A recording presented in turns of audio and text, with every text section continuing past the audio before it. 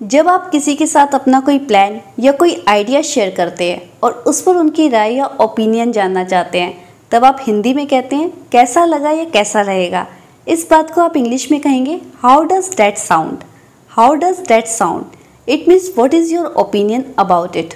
For example, अगर आप किसी से पूछना चाहते हैं आज रात हम मूवी के लिए चल सकते हैं, कैसा रहेगा, तब आप कहेंगे we could go for a movie tonight, how does that sound.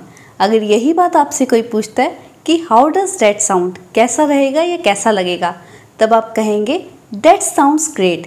इसका मतलब है बहुत बढ़िया लगेगा या बहुत बढ़िया रहेगा। ग्रेट की जगह आप ये वर्ड भी यूज़ कर सकते हैं, that sounds awesome, that sounds terrific, that sounds fantastic, that sounds cool.